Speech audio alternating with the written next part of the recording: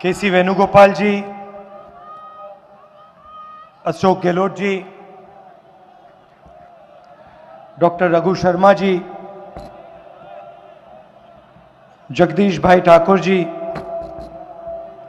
शक्ति सिंह गोहिल जी, सिद्धार्थ पटेल जी, रमेश चेन्नीथाला जी, मोहन प्रकाश जी, मिलिंद दियोरा जी, stage पे Congress party के सब वरिष्ठ नेता, हमारे प्यारे कार्यकर्ता, भाइयों और बहनों, गुजरात के युवाओं, किसानों, प्रेस के हमारे मित्रों, आप सबका यहां बहुत बहुत स्वागत, नमस्कार।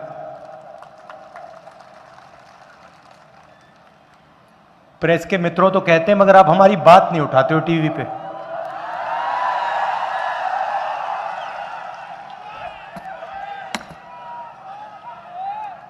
देखो मुस्कुरा रहे हैं, पीछे से रिमोट कंट्रोल है।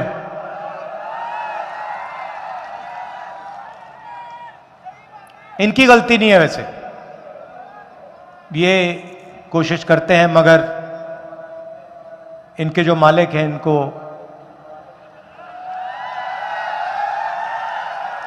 देखो ऐसे कर रहे हैं, देखो ऐसे कर रहे हैं।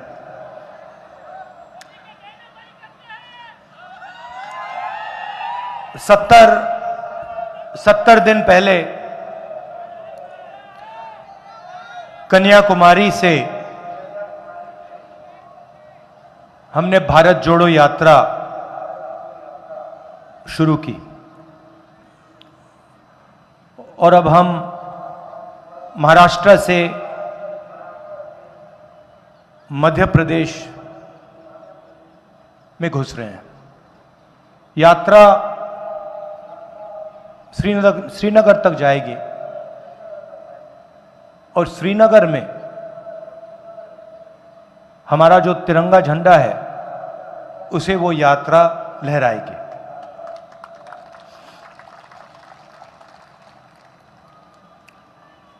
तकरीबन 3500 किलोमीटर की यात्रा है। 120 दिन 125 दिन लगने चाहिए। पैदल यात्रा है। बहुत सीखने को मिल रहा है।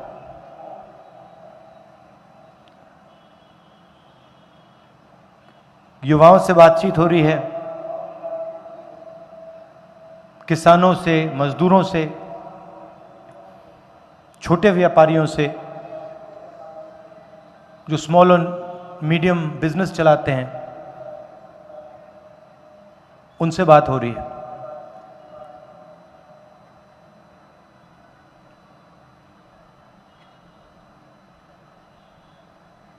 बहुत प्यार दे रहे हैं, बहुत मोहब्बत दे रहे हैं। सब जगह लाखों लोग आ रहे हैं। ये टीवी वाले इतना दिखाते नहीं हैं, मगर नदी सी है। रोज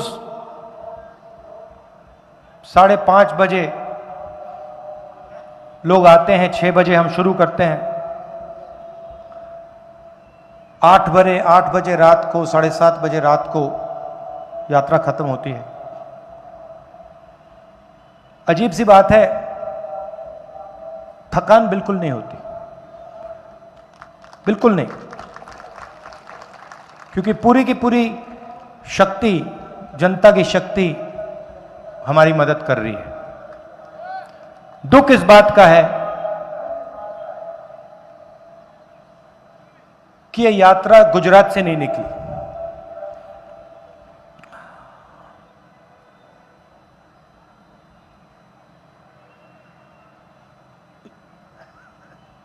बड़ी खुशी हो रही है,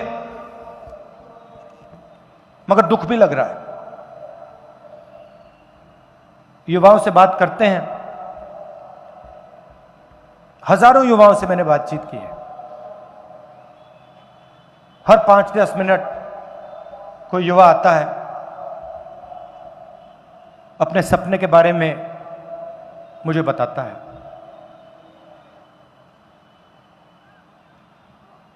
कोई कहता है इंजीनियर बनना था,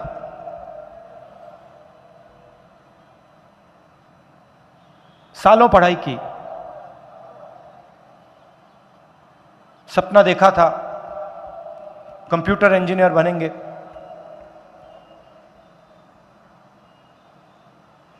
आज मजदूरी कर रहे हैं। कोई कहता है डॉक्टर बनना था, शिक्षा के पैसे दिए, किसी प्राइवेट इंस्टीट्यूशन को लाखों रुपए दिए, आज उबर की गाड़ी चलानी पड़ रही है, पिज्जा डिलीवर करना पड़ रहा है। किसान से बात करो, सवाल पूछते हैं, राहुल जी हमें बात समझ नहीं आती, हिंदुस्तान के 3-4 अरबपति लाखों करोड़ रुपए कर्जा लेते हैं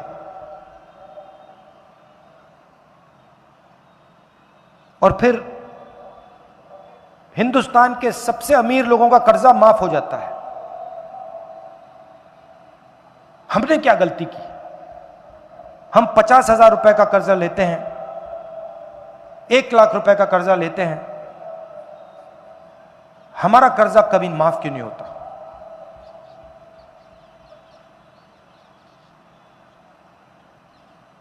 उन्हें जब वो कर्जा वापस नहीं देते तो उसे वो सरकार नॉन परफॉर्मिंग एसेट कहती है, उनके खिलाफ कोई कार्रवाई नहीं होती।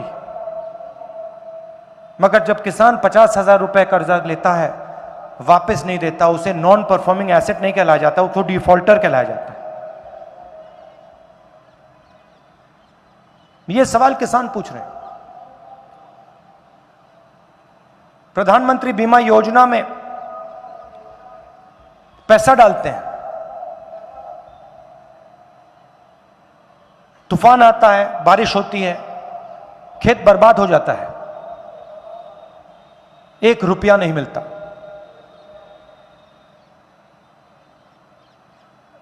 फोन लगाते रहते हैं, नंबर से कोई जवाब नहीं देता, मेल भेजते रहते हैं, इंटरनेट पे मेल भेजते रहते हैं, कोई जवाब नहीं मिलता। ये सब सुनकर काफी दुख होता है। यहां पे मोरबी की ट्रेजेडी हुई, उस समय पत्रकारों ने पूछा मुझसे इसके बारे में आप क्या सोचते हो, और मैंने बोला देखिए 150 लोगों की मृत्यु हुई है, यह राजनीतिक मुद्दा नहीं है, इस पे मैं बोलूंगा नहीं। मगर सवाल उठता है, आज उठता है,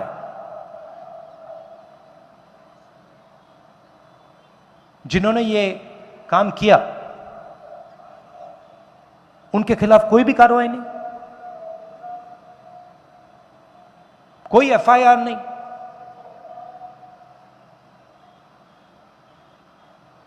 बीजेपी के साथ उनका अच्छा रिश्ता है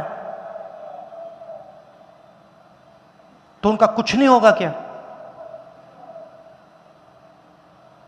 चौकीदारों को पकड़ लिया, अंदर कर दिया, मगर जो सच्चे लोग हैं, जो जिम्मेदार हैं, उनके खिलाफ कुछ नहीं।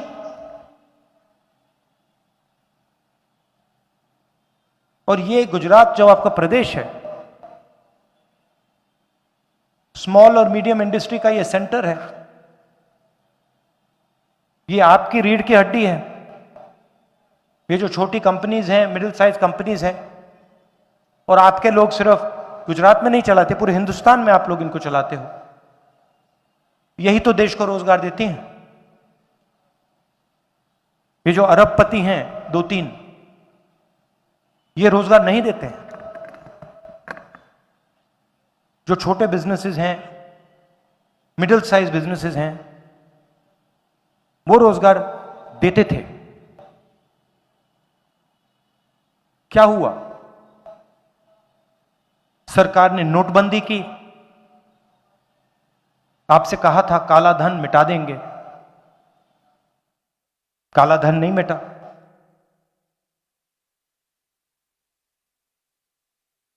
मगर सारे के सारे स्मॉल और मीडियम बिजनेसेस बंद हो गए। फिर गलत जीएसटी लागू की, 5 अलग अलग टैक्स, हर महीने फॉर्म भरो,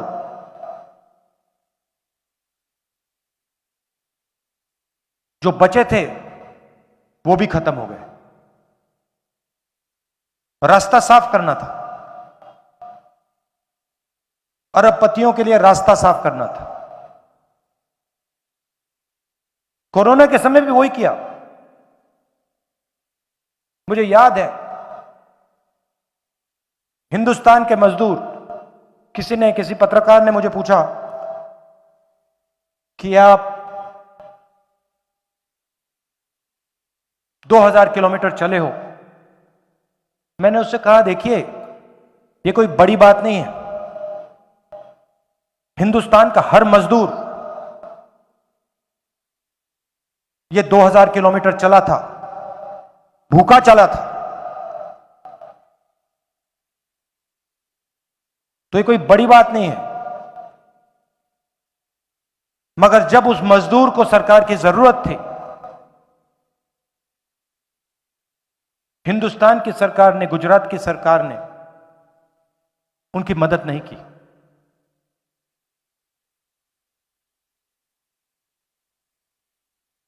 और जब वो मजदूर सड़क पे गिर रहे थे, मर रहे थे, उसी समय बीजेपी की सरकार ने हिंदुस्तान के सबसे अमीर अरबपतियों का लाखों करोड़ रुपए कर्जा माफ किया। जो स्मॉल और मीडियम बिजनेस चलाते थे वो चिल्ला रहे थे, हम बर्बाद हो गए, नोटबंदी हुई, गलत जीएसटी लागू हुई, उसके बाद कोविड आया,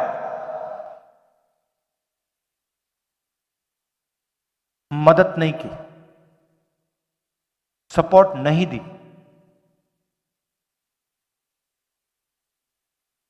ये पॉलिसियां नहीं है, ये नोटबंदी, ये जीएसटी, कोविड में जो इन्होंने किया, ये पॉलिसी नहीं है। ये किसानों के खिलाफ, मजदूरों के खिलाफ, छोटे व्यापारियों के खिलाफ, स्मॉल और मीडियम बिजनेस चलाने वालों के खिलाफ ये हथियार है, इनको खत्म करने के हथियार है। और जो हिंदुस्तान के 2-3 बड़े अरबपति हैं जिनको आप जानते हो, उनके लिए रास्ता साफ करने के हथियार है। वो कोई भी बिजनेस चलाना चाहे चला सकते हैं, जो भी करना चाहते हैं। टेलीकॉम बिजनेस करना है तो टेलीकॉम में घुस जाएंगे, एयरपोर्ट में घुस जाएंगे, पोर्ट्स में घुस जाएंगे, इंफ्रास्ट्रक्चर, खेती, जो भी ये करना चाहते हैं, ग्रोसरी स्टोर्स, जो भी करना चाहते हैं कर सकते हैं, जो भी सपना देखना चाहते हैं देख सकते हैं। मगर अगर हिंदुस्तान का युवा सपना देखना चाहता है, इंजीनियर बनना चाहता है, तो पहले आप प्राइवेट इंस्टीट्यूशन में जाइए, लाखों रुपए दीजिए, महंगाई सही है, और उसके बाद इंजीनियर मत बनिए, मजदूरी कीजिए। आज इस देश में युवाओं को रोजगार नहीं मिल सकता। 45 साल में सबसे ज्यादा बेरोजगारी हिंदुस्तान में आज है, गुजरात में, बाकी हिंदुस्तान में। पहले जो गरीब लोग हुआ करते थे, पब्लिक सेक्टर में उनको नौकरी मिल जाती थी। आज पूरा का पूरा पब्लिक सेक्टर प्राइवेटाइज हो रहा है, रेलवेज को प्राइवेटाइज कर रहे हैं, बीएचईएल को प्राइवेटाइज किया जा रहा है, ऑयल कंपनीज को प्राइवेटाइज किया जा रहा है। और किसको दिया जा रहा है? उन्हीं 2-3 उद्योगपतियों को। यह आपकी पूंजी है, यह आपका धन है।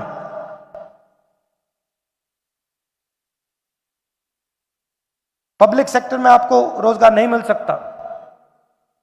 सरकार में लाखों पोजीशन खाली है, तो आप एक तरफ बेरोजगारी तो सहते हो, दूसरी तरफ महंगाई। यूपीए के समय पेट्रोल 60 रुपए का होता था, आज 100 रुपए से ज्यादा का है। गैस सिलेंडर 400 रुपए का था, आज कितने का है?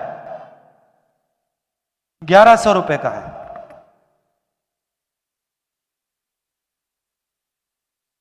दो हिंदुस्तान बन रहे हैं, एक अरबपतियों का, वो जो भी सपना देखना चाहते हैं देख सकते हैं, और दूसरा हिंदुस्तान की गरीब जनता का, किसानों का, मजदूरों का, छोटे व्यापारियों का। हमें दो हिंदुस्तान नहीं चाहिए, हमें एक हिंदुस्तान चाहिए, न्याय का हिंदुस्तान चाहिए।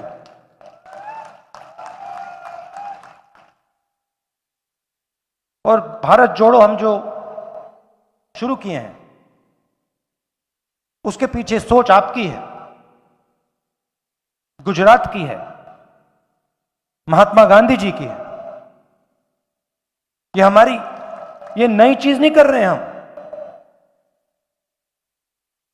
रास्ता हमें गुजरात में दिखाया था, महात्मा गांधी जी ने दिखाया था, सरदार पटेल जी ने दिखाया था। आपसे ही सीख के हम ये तपस्या कर रहे हैं, जनता की आवाज सुन रहे हैं।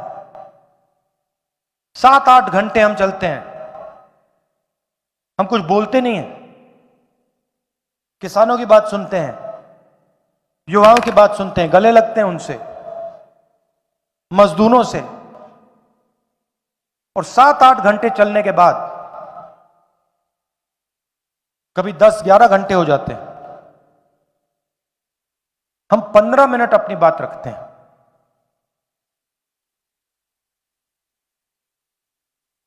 शाम का समय है, आप दूर दूर से आए हैं,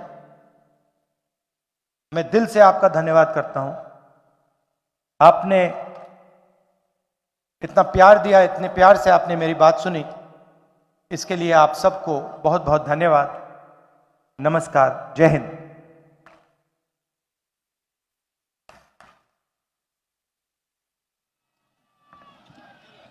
ઇન્દ્રનીલભાઈ, સરદાર પટેલનું, આપણા લાડીલા સરદારનું એક સ્ટેચ્યુ રાહુલજીને અર્પિત કરશે। માનનીય પ્રદીપભાઈને વિનંતી કરું કે આભાર દર્શન કરે। ગુજરાતનું ભવિષ્ય બદલનારી આ ઐતિહાસિક સભામાં ઉપસ્થિત